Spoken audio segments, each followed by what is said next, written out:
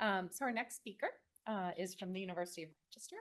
It is Aniket Patil, and the title of the presentation is Medicaid Coverage, Opioid Use Disorder Treatment, and Medication Access During the COVID-19 Pandemic.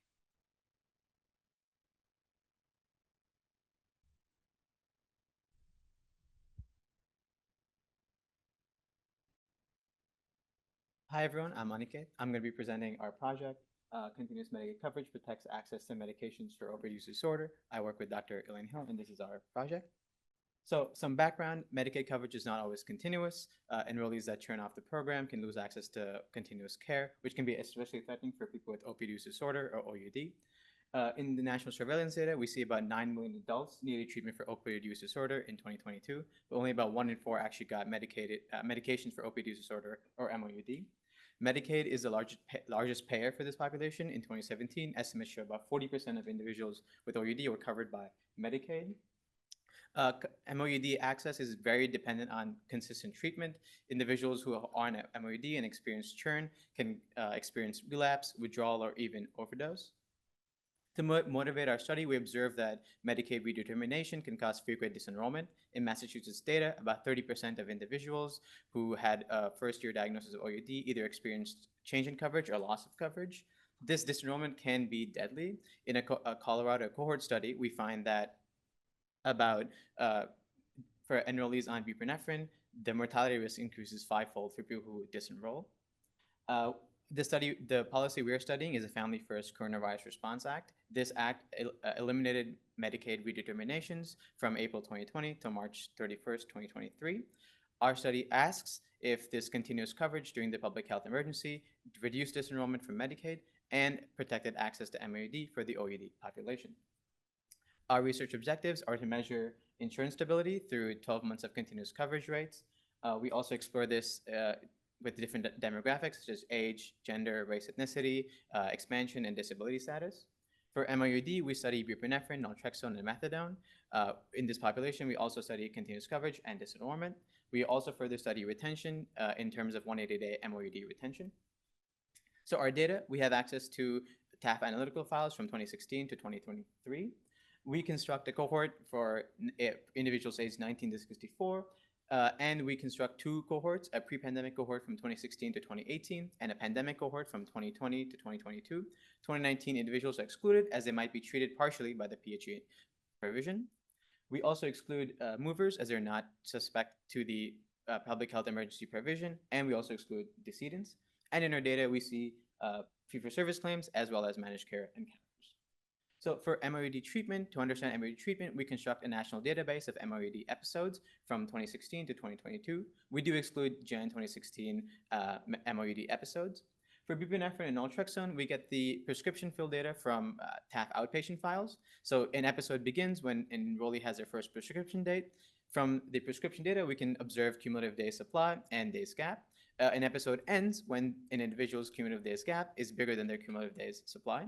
For methadone, we use the claims files, and we see procedure codes from the claims files to also calculate the day supply and days gap. And similarly, an episode begins when individual has their prescription starting, and then an episode ends when their days gap is bigger than their cumulative days supply. Now, between subsequent episodes, we only allow for a subsequent episode to start if in the last day of coverage and the beginning of the next fill date, that gap is either greater than or equal to 60 days. So for some key characteristics of our OUD cohort, in our 2016 to 2018 cohort, we see about 2.9 million beneficiary years. We also see about 1.7 unique beneficiaries. In our pandemic cohort, we see about 3.5 million beneficiary years who are representing about 1.8 million unique beneficiaries. So this is just showing the average continuous coverage rate for the overall OUD cohort. We can see that this increases from an average of about 90% in the pre-period to an average of about 98% in the post-period, showing the effect of the continuous coverage provision. For disaggregating this by age group, we see that younger cohorts are much more likely to disenroll from Medicaid than older cohorts in the pre-period. This is more likely to the fact that they might be redetermined because they might have more changes in income. However, in the pandemic period, as this redetermination is eliminated, we see this compression in continuous coverage rates to about 97 to 99%. And across all our subgroups, so in gender, race, ethnicity, for beneficiaries with disability and beneficiaries in expansion and non-expansion states. Whatever heterogeneity we experience in the pre-period, all of that is compressed to about 97 to 99% in the pandemic time. This is a graph showing monthly disenrollment in the year from 2016 to 2022. The top years show monthly disenrollment from Feb till December, and we can see that over the years until December, that the monthly disenrollment increases throughout the year. However, starting in 2020, we can observe that after the public health emergency continuous coverage provisions passed in March, we can see this drop to near to zero. So a decrease from about 1 to 2% to close to zero represents about a 90 or 80% decrease in disenrollment. This is continuous coverage by state. So each state here is linked in their average continuous coverage rate in the pre-period in blue to the pandemic period in red. So we can see here that there's a huge heterogeneity in continuous coverage in states in the pre-period, with the range being about 20 percentage points. However, in the post-period, this range is compressed to only about 6 percentage points. We can also see that in, we can also see that in certain states like Wyoming, Utah, South Dakota, and Texas, in the pre-period, they have about 70% continuous coverage. They see an increase about 17 to 20 percentage points, which about above 90% continuous coverage rates. To get some understanding of the factors that predict disenrollment, we run a logistic regression in both the pre and the pandemic period. We run it on race, age, gender, expansion status, and disability status. From the odds ratios here, you can see that being in a younger cohort, being male, being in a non-expansion state, and being non-disabled are going to cause you to be much more likely to disenroll from Medicaid. This is showing the continuous coverage rates following an acute event, such as an ED visit or an IP stay. So for this vulnerable population, in the pandemic period, we do see an increase in the continuous coverage rate. However, note that these percentages are lower than our overall populations. So for the populations that are most vulnerable, such as after an acute event, we do see suppressed rates of protection from the public health emergency provision. So this is for our MOUD cohort, measuring 12 months of continuous enrollment after starting a episode. We see that for buprenorphine, methadone, and naltrexone, in the pre-period, there's an average of about 70% to 85% of 12 months of continuous coverage. That increases to about 95% in the pandemic period. Note that we also see some unwinding data in 2022 because we see a slight decrease in the 12-month continuous coverage rate. Now, this is showing the 180-day MOUD retention for all three MOUD types. We're also seeing 180-day MOUD and 180-day Medicaid coverage. So these are individuals who've made both 180-day Medicaid and MOUD coverage. Note that for methadone, we allow for 180-day coverage if the prescription covered 90% of the 180 days. We see here a slight decrease for buprenorphine over the years from about a little above 25% to a little below 20%.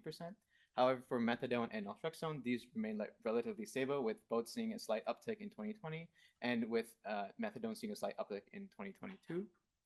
For disenrollment from Medicaid, this is showing after 180 days of continuous Medicaid and MOUD coverage, what is the probability of disenrolling from Medicaid in the 7th to 12th month. Similarly, we do this for buprenorphine, methadone, and naltrexone. We see about 4 to 7% in the pre-period, with methadone seeing almost as high as close to 12%. All of this decreases close to zero in the pandemic period, with a slight uptick in 2022, which could be the unwinding showing up. So just summarizing our key findings, we find that continuous enrollment rate increased from about 90% in the pre-period to about 98% in the pandemic period, showing less coverage for more vulnerable populations, such as after an acute event. For MOUD treatment impact, we find that in the pre-period for buprenorphine and naltrexone, they have an average of about 70% continuous coverage, which increases to 93 to 95% in the pandemic period. For methadone, similarly, we see it go from 80% to 95%. For treatment retention, we find that for those with 6 months of MOUD and Medicaid coverage, the disenrollment from Medicaid in the 7 to 12 month decreases drastically from 4 to 7% to less than 1%. This policy has a great equity impact as it reduces coverage gaps across all demographic groups. In conclusion, we show that continuous Medicaid coverage effectively eliminated all insurance disruptions for the high-need OUD population. We estimate about 11,000 episodes are protected beyond the 6-month critical milestone. Our findings also suggest that continuous Medicaid coverage could serve as an effective harm reduction strategy by reducing causes of relapse, withdrawal, or overdose. Stable insurance coverage is also critical for this consistent access to this life-saving MUED treatment. So, and I just like to conclude my presentation by acknowledging that our research was funded by this award. Thank you so much.